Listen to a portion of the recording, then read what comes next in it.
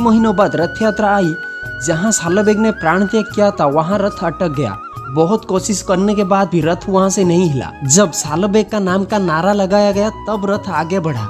भारत के पूर्व दिशा में स्थित ओडिशा के पुरी जगन्नाथ मंदिर भारत के 4 पवित्र धामों में से एक है। भगवान जगन्नाथ के रथ यात्रा के बारे में किसको नहीं पता। हिंदू धर्म का यह पर्व पूरे विश्व भर में मनाया जाता है। विश्व के कोण अनुकोण में जहाँ जहाँ हिंदू भक्त है वहाँ रथ यात्रा पालन होता है। रसिया, अमेरिका, ऑस्ट्रेलिया, इंग्लैंड जैसे बड़े बड़े जगह में होने वाले रथ यात्रा इसका प्रमाण देता है। भगवान जगन्नाथ के रथ यात्रा हिंदू धर्म का एक बड़ा पर्व माना जाता है। भगवान जगन्नाथ के रथ यात्रा को देखने के लिए देश तथा देश के बाहर से लाखों भक्त आते हैं। पूरी मंदिर में प्रभु जगन्नाथ श्री कृष्ण के नीलमाधव के रूप में पूजा पाते हैं। इसके अलावा भगवान जगन्नाथ के शरीर लकड़ी से बनने के कारण इन्हें भगवान विष्णु का नरसिंह अवतार माना जाता है। हिंदू माइथोलॉजी के अनुसार भगवान विष्णु पुरी में प्रसाद ग्रहण करने के लिए आते हैं और इस प्रसाद को महाप्रसाद कहा जाता है। पूरी मंदिर में भगवान जगन्नाथ के अलावा भगवान बलभद्र और देवी सुभद्रा स्थापित है। दोस्तों, क्या आप बता सकते हैं क्यों लाखों करोड़ों भक्त हर साल पूरी रथ यात्रा देखने के लिए आते हैं? क्या है इस रथ यात्रा पीछे की कहानी? तो आइए दोस्तों जानते हैं प्रभु जगन्नाथ के रथ यात्रा पीछे की कहानी। दोस्तों, ऐसे वीडियो बनाने के लिए हमें बहुत सारा मेहनत करना पड़ता है। प्लीज वीडियो को पूरा देखिए। अगर वीडियो अच्छा लगा है तो लाइक, शेयर एंड सब्सक्राइब कीजिए।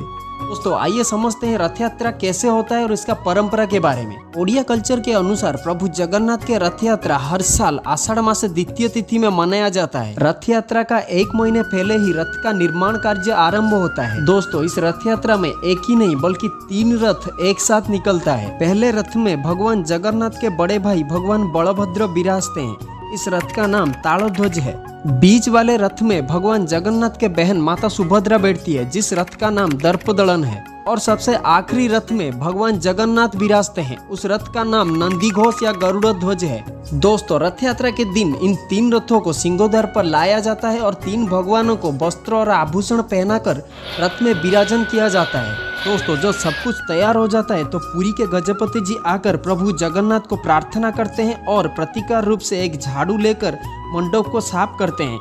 इसे छेरा पहरा कहा जाता है। गजपति जिस झाड़ू में सफाई करते हैं इस झाड़ू सोने में बना हुआ है। तीनों रथों को रस्सी में बांध दिया जाता है जिसके बाद पुरी में आने वाले भक्त मिलके रथों को गुंडीचा मंदिर तक खींच के लेके जाते हैं। भगवान का इस यात्रा को रथ यात्रा कहा जाता है। दोस्तों, माना जाता है कि इस रस्सी को छूने की मात्र से मोक्ष प्राप्ति होती है और इंसान जन्म मृत्यु की चक्रों से मुक्त हो जाता है। रथ गुंडीचा मंदिर पहुंचने के बाद तीनों भगवान 7 दिन तक अपने मौसी के घर विश्राम करते हैं। इसके बाद फिर से रथों को आषाढ़ मास के 10वें दिन मुख्य मंदिर के ओर लिया जाता है। इसे बाहुड़ा यात्रा कहा जाता है। दोस्तों, तीनों भगवान रथ यात्रा से लौटने के बाद एक बेश धारण करके रथ के ऊपर ही रहते हैं।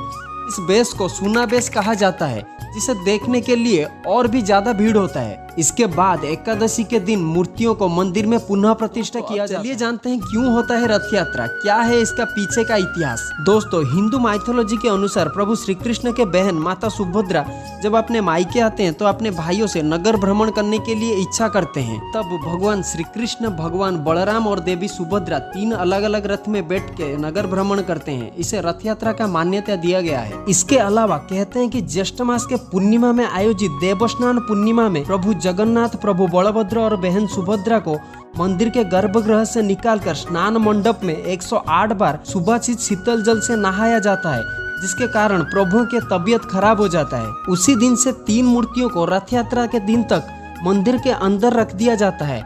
इसी दौरान कोई भक्तों को प्रभु के दर्शन की अनुमति नहीं मिलती। इसे अनसर कहा जाता है। प्रभु अपने भक्तों से इतने दिन तक नहीं मिल पाने के कारण अपने मंदिर से बाहर रहते हैं और रथ में विराज कर अपने भक्तों को दर्शन देते हैं और अपने मासी गुंडीचा के घर भ्रमण करने के लिए जाते हैं। इसके कारण रथ यात्रा हर साल मनाया जाता है। दोस्तों, कुछ लोगों का ऐसा मानना है कि प्रभु श्री कृष्ण की रानियां माता रोहिणी से श्री कृष्ण की लीला सुनने के लिए जिद करते हैं। माता रोहिणी को लगा कि बहन सुभद्रा को प्रभु श्री कृष्ण की लीला के बारे में नहीं जानना चाहिए। इसके लिए देवी सुभद्रा को प्रभु जगन्नाथ और बलभद्र के साथ माता रोहिणी ने नगर भ्रमण करने के लिए भेज दिए। इसी दौरान नारद मुनि आकर प्रकट हो जाते हैं और तीनों को एक साथ देखकर प्रसन्न हो जाते हैं और प्रभु को प्रार्थना करते हैं कि हर साल भगवान की दर्शन ऐसे ही होते रहें। इस प्रार्थना के कारण तीनों भगवान रथ यात्रा के दिन एक साथ दर्शन देते हैं। आप जानते हैं प्रभु जगन्नाथ का सबसे बड़ा भक्त एक मुस्लिम था। दोस्तों आप ये जानकर हैरान होंगे, रथ यात्रा में रथ जब मंदिर से गुंडीचा मंदिर की ओर जाता है, रास्ते में एक मुस्लिम मजार पर रुक जाता है। पर ऐसा क्यों? दोस्तों ये कहानी सबसे बड़े भक्त और भगवान का है। सालोबेग नाम का एक मुस्लिम था जिसका माता हिंदू थे और पिता मुस्लिम, जो कि मुगल सेना में एक सैनिक की तरह काम करता था। एक युद्ध में सालोबेग को एक घायल चोट लगता है। सब कुछ करने के बाद भी सालोबेग उस चोट से ठीक नहीं हो पाया। इसके बाद सालोबेग को मुगल सेना से निकाल दिया गया। गहरे चोट से सालोबेग गुजर रहा था। सालोबेग के माँ ने सालोबेग को पूरी जगन्नाथ मंदिर के बारे में कहा और प्रभु जगन्नाथ को पूजा करने के लिए कहा। सालोबेग दिन रात प्रभु जगन्नाथ के भक्ति में मग्न हो गया और एक दिन सपनों में देखा कि प्रभु जगन्नाथ उसके घाव पे विभूति लगा रहे हैं। जब नींद खुला वहाँ जगन्नाथ तो नहीं थे, लेकिन सालोबेग का घाव पूरी तरह ठीक हो गया था। इसके बाद सालोबेग प्रभु जगन्नाथ के दर्शन के लिए पूरी निकल गए, लेकिन सालोबेग एक मुस्लिम होने के कारण उन्हें मंदिर जाने के लिए परमिशन नहीं दिया गया। मंदिर के बाहर सालोबेग अपने जिद में ऐसे बैठे रहे। बहुत दिन बैठने के बाद बिना खाए बिना पीने के कारण उनका मृत्यु हो गया और मरने से पहले सालोबेग ने यह कहा था कि अगर मेरा भक्ति सही है तो भगवान जगन्नाथ मुझे खुद मिलने के लिए बाहर आएंगे। जब कुछ ही महीनों बाद रथ यात्रा आई, जहां सालोबेग ने प्राण त्याग किया था, वहां रथ अटक गया। बहुत कोशिश करने के बाद भी रथ वहां से नहीं हिला। जब सालोबेग का नाम का नारा लगाया गया तब रथ आगे बढ़ा। दोस्तों पुरी जगन्नाथ के कुछ विशेषता है जो कि जगन्नाथ को और भी स्पेशल बनाता है। तो आइए जानते हैं उस विशेषता के बारे में। दोस्तों जहां भक्त भगवान से मिलने के लिए मंदिर जाते हैं, पूरी जगन्नाथ मंदिर में भगवान जगन्नाथ खुद अपने भक्तों से मिलने के लिए मंदिर से बाहर आते हैं। पूरी मंदिर के नियम के मुताबिक जो नॉन हिंदू है उन्हें जगन्नाथ मंदिर में एंट्री नहीं है। इसके लिए जो नॉन हिंदूज बाहर से आते हैं उन्हें भगवान मिलने के लिए मंदिर से खुद बाहर आते हैं। तो एक ही रोड के ऊपर 25 लाख से भी ज्यादा लोग एकत्रित होते हैं, जिस रोड का नाम बड़दांड है, जहां प्रभु जगन्नाथ के रथ यात्रा होता है। दोस्तों प्रभु जगन्नाथ और भक्तों का कैसा रिश्ता है, ये छोटे से क्लिप को देखिए, आपको पता चलेगा। यार जगन्नाथ जी, अब इतने क्यूट क्यों हो? क्या कर रहे हो अकेले सड़क पे? पूरी सड़क आप अकेले यहाँ पर क्या कर रहे हो? मतलब भक्त लोग कहाँ चले गए? जग्गू आप यहाँ पर बैठे हो, किसी की वेट कर रहे हैं? ऐसे ही बैठते हैं हमारे जगन्नाथ। सच completely speechless to see his love for his devotee.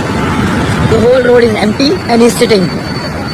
दोस्तों ये तो सिर्फ छोटा सा एग्जाम्पल था, बट रियल में प्रभु जगन्नाथ के साथ लोग अपने बातों को ऐसे ही शेयर करते हैं। दोस्तों पूरी रथ यात्रा कितना लोकप्रिय है यह आप इस पिक्चर से देख सकते हैं। रथ यात्रा कार फेस्टिवल के नाम पे पूरे दुनिया में लोकप्रिय है। दोस्तों 19वीं सेंचुरी में जब अंग्रेज पहले बार रथ यात्रा को देखे, वह आश्चर्यचकित हो गए और अपने डिक्शनरी में एक नया वर्ड ऐड किया, जगन्नाथ, जगत प्लस नाथ, जिसका मतलब लॉर्ड ऑफ यूनिवर्स। पूरी रथ यात्रा कब शुरू हुआ था इसका कोई एग्जैक्ट डेट नहीं है, पर स्कंद पुराण के उत्कल चैप्टर में पूरी रथ यात्रा के बारे में मेंशन किया गया है। तो इस साल प्रभु जगन्नाथ के रथ यात्रा आने वाले 20 जून से शुरू होने वाली है। आप लोग बहुत सारे हीरोज देखे होंगे, पर कलयुग का सबसे बड़ा हीरो प्रभु जगन्नाथ है। प्रभु जगन्नाथ आज के कलयुग में सबसे बड़े रॉक स्टार है। तो इस छोटे से वीडियो में रथ यात्रा के जो मेन और इम्पोर्टेंट टॉपिक है उसको कवर किया है।